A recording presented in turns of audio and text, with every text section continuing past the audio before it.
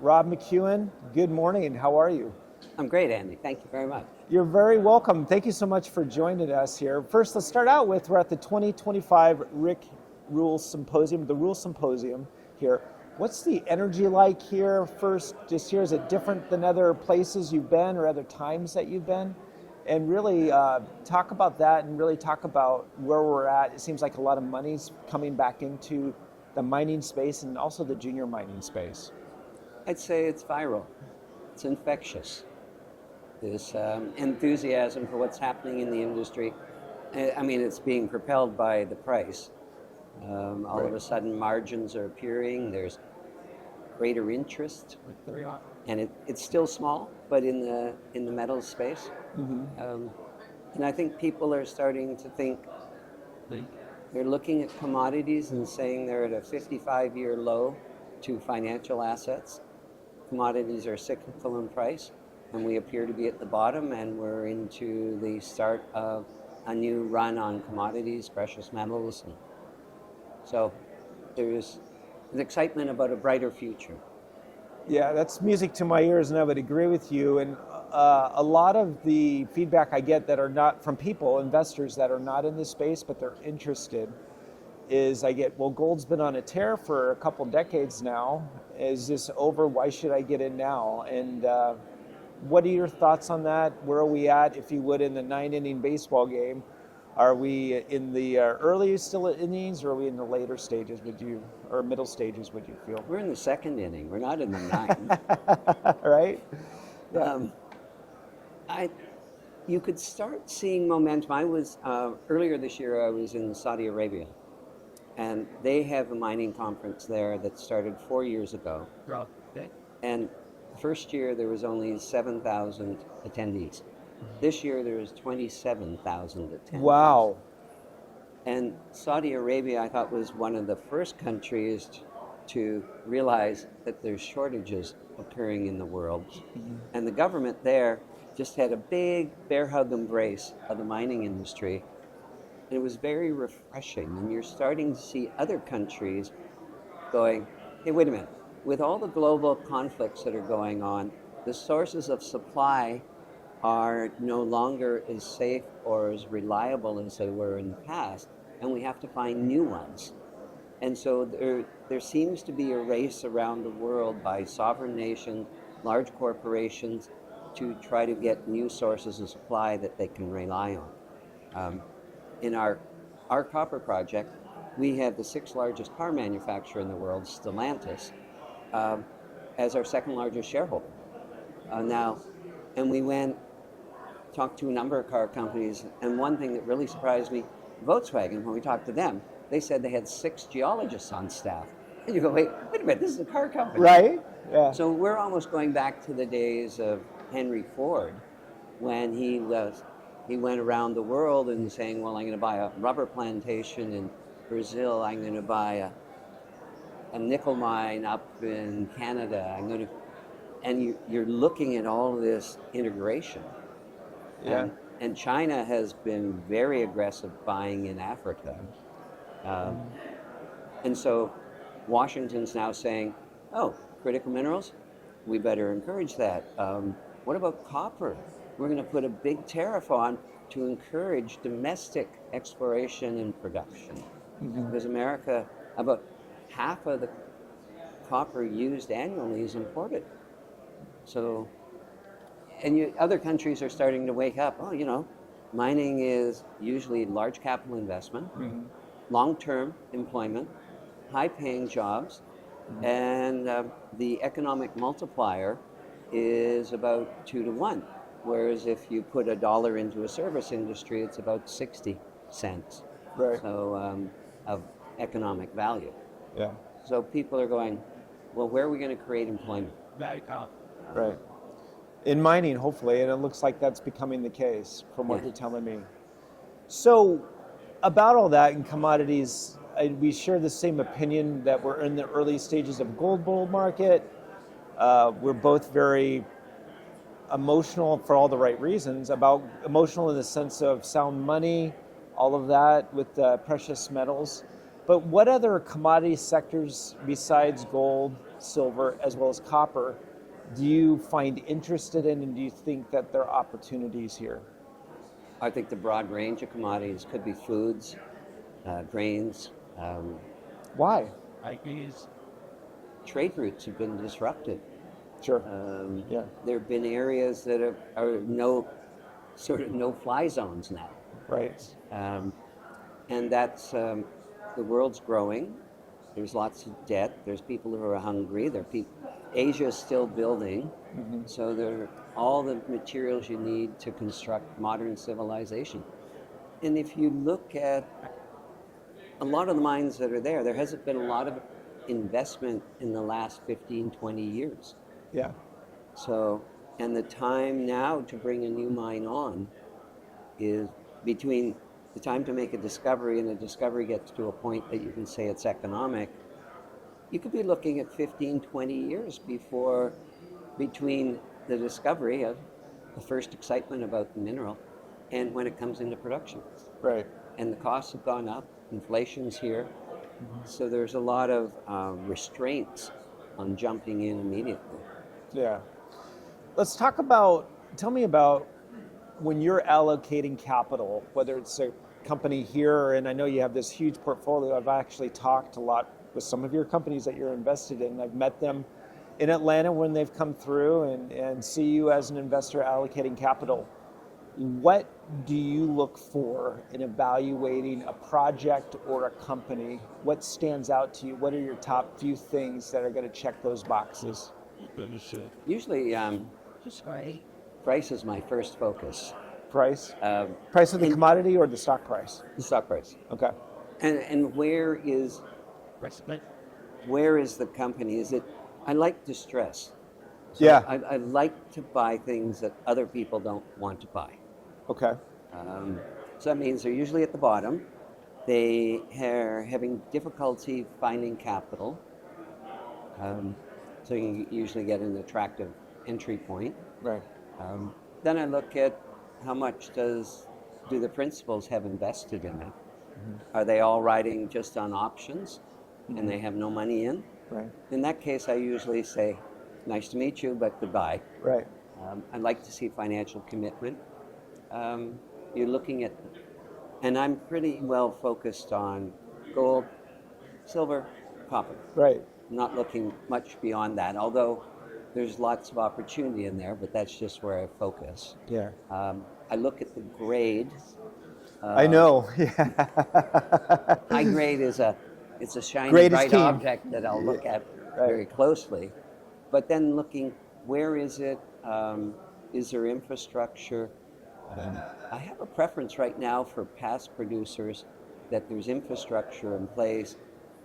And maybe they're not in production, but we've seen the price rise considerably. So the gold that was left in the ground or the metal left in the ground has now become economic. Yeah. How do people find these companies? I'm not saying give away your secret sauce, but what would you recommend to our viewers and listeners looking for that? Do they just start writing a list of their favorite companies and then just calling the CEO, or because this can be overwhelming to new people that want to get in this space, starting that evaluation process? Well, I probably have it a little easier because I just say, my door's open, come and tell me a story. Right? And you're really good at that too. The feedback I get from a lot of companies out on the road. So it's just inviting stories to come in. And I remember in the early days, you'd see some people come in and their presentations were outrageous and really highly promotional. And I thought, I just can't listen to this. It's too much. Yeah. And then I had this epiphany and I went, some of these people, they're always digging and they're always pushing and they often find something. Right. So I have to listen to it even though my first reaction is, no, this is too much. This is too promotional. Yeah. So I try to listen to as many stories as I can. So how would an individual do that? They could probably run some screens on their, just sort and say, all right, decide where you want to be. Do you want to be in America? Do you want to be through the Americas? Would you like to be in Europe, Africa? Yeah. What's your tolerance? Mm-hmm. And where, once you figure that out, do you want to be in a junior, or do you want to be a senior? Like a lot of people say, well, I want exposure to gold. Well, you could go to a senior and get a dividend, and they'll have lots of cash. They haven't performed quite as well as some of the juniors, but you'll sacrifice that for a little more comfort. The junior sector is a lot more speculative and volatile. Right. But so let's do our search.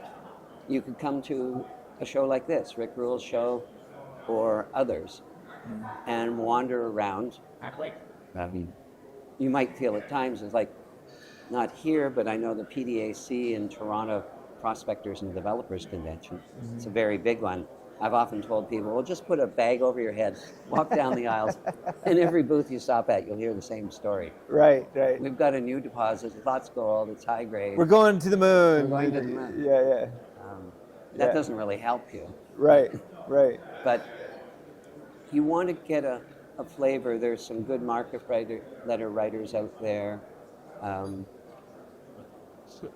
I think you just have to wander a bit till you get comfortable. Yeah, I agree. I think you just got to put yourself out there and just start taking in information and then filter out that information with whatever criteria you use. Let me ask you this quickly. Is there a place, what are your favorite jurisdictions, if you have any? And you might not want to answer this, but is there any places you wouldn't go because of instability, regulation, or whatever? Russia has a lot of resources, but I'm not going there. I don't know any of the stands. Africa, when I first got into business, I invested heavily in South Africa, but that's changed. It's a very rich, mineral-rich continent, but I've stayed away from there. I like Nevada because of Providence. I like Northern Ontario and other parts of Canada. I'm in Argentina. It's been a bit of a trial, but we have a new president down there that's straightened things out. Yeah. Brazil has a huge history of mining. So I'm confined to the Americas right now. Yeah. North and South America. And Australia has a very big history and had some great finds out there. The South Pacific has been an area that's had a number of booms and has some big mines. You can think of Freeport and Grasberg, it's a giant mine, copper, gold. So I wouldn't deny them, it's just, I look at it and go, how much time do I have to think about all of these? Right. And, you know, everybody has a fixed amount of money Yeah. to deploy. And for me right now, we've got development projects in Canada, in Nevada, in Argentina. I own one of your projects, or I don't want to say project companies you invested in Nevada, Borealis. Oh, yes. Yeah. Okay, well, the elements there was a former producer, Yeah. infrastructure's already in place, Yeah. physical plant there, Yes. All right. higher price gold, Yeah. and a very talented person running it. Kelly. Yes. So I thought, and it was ignored in the market. So, Yeah. and I guess it was, there was a block of stock that was available Yeah. at a price, so I bought it. But I would say right now, it's looking at former producers. I mean, one of the big delays in going from a discovery to production is getting a permit. Right. And the attendant costs of putting the road in, putting the power in, visiting the physical plant, and all that takes time. So you want to be able to get a head start in the game, and by having someone already done all that work earlier, Right. and you can inject yourself. you can see some of the majors selling recently. Discovery Silver bought Newmont's Porcupine assets, and so many people looked at it and said, look, there's too much environmental liability. They've been mining there for 100 years. But Tony McCooch did, I thought, a fabulous deal. He didn't put up any money, gave away some stock, cheap stock, and got a lot of money from Franco-Nevada, and a timed payment of Unfair. basically debt. Yeah. But those are, and you find times when the majors seem to not believe the price of metal is going higher. So you had Newmont selling, you have Barrick selling, Anglo selling assets. And that's not a bad time to buy because they've spent a lot of money on these properties. Right. And they're not believers. It reminds me a lot Yeah. in the earlier cycle where the majors were all hedging. And you go, you're running a giant gold company, you're talking about gold in glowing terms, but you don't believe in the future. Right. Price. Right. Yeah. And you're selling. You're capping your future. And that gets me into royalties and streams, where I think the people who sell those are, they didn't take math in school, and they don't believe in the future. Well, let's talk about that because that's been they've really come on the scene probably the last, I don't know, 5 to 10 years or whatever. And one of the things I'm beginning to think of with them, Exactly. Quick catch. the margins are so low in that model. Is there really money there, if you would, in royalties? Well, they and don't streams? have operational issues. Right. They don't have government issues Right. unless the government takes over the business they have a royalty on. But it's certainly been it's a derivative product that has got a lot of investors attracted to it because you don't have all the attendant issues that miners face. Right. And you're just taking cash right off the top. Right. So it's not a bad product for investors, but I do think that companies selling streams and royalties are giving away a lot of the upside. And they might argue, well, there's a byproduct. I'm selling the silver and I'm a gold miner. Right. Wow, yeah. And it was an easier place to raise money. And they said it's non-dilutive. And I said, yes, you're not issuing more shares, but you're giving away your resilience if the price goes down, and you're giving away the upside, certain portion of it. Yeah. Wow. Now, I have to say that I do own some royalties. I do too. And I did, when we took our copper assets and put it into a sub, McEwen Copper, I put a royalty on the copper project and held it by the parent. So you saw the value. Well, That I makes just sense. thought, as we finance our copper project, our ownership interest is going to drop, but it's a very long life asset, low cost, or thought to be a low cost asset at some point, and I wanted to have part of that income stream. Yeah. So, I guess, and we'll end with this, is what would you tell, again, one thing or two things that you would tell the general public or whatever, what piece of advice to somebody really, not a tenured person in this space, but a piece of advice you get to somebody like my daughter who's coming in, what's the one thing you would tell her to get experience or just to be as exposure for these kinds of things? If you saw the price appreciation that the tech sector went through, Yeah. you're going to see something like that in the precious metal space. Music to my ears. That's great. Rob McEwen, you are a legend, and I say that with humility. And you probably don't like to hear that because you're such an approachable guy. I'm very grateful that you're so approachable. I want to thank you. You've had a great impact on my family and in the mining space, so thank you for that. If people want to invest with your companies, how do they go about doing that, finding more about you? I just want to lay that out there. How do they do that? Well, our symbol's MUX, New York I need and structure. Toronto. Okay. We just changed our name from McEwen Mining to McEwen Mining Inc. to McEwen Inc. Got it. But the same symbol. You can go online, all our presentations are on there. And we're a fairly liquid trader. In New York, we trade average about 800,000 shares a day over the last 3 months, daily average. We have 51 million in cash right now. We have some debt we put on. Did a convertible debenture, what's called a cap call convertible debenture. And we were able to sell shares, our conversion price, 90% above where our share price was, so reduce the need to issue shares.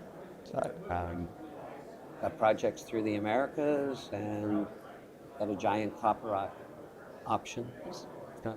No, it's just, I own 15% now, have over 200 million invested, take $1 a year in salary, and I'm expecting it to go much higher. Well, I will put all of this contact, the website, this ticker symbol, in all of the show notes on YouTube, Spotify, and Apple Podcasts. Rob, it was an absolute pleasure. Thank you so much for Andy, your time. indeed, thank you. Absolutely. Take care.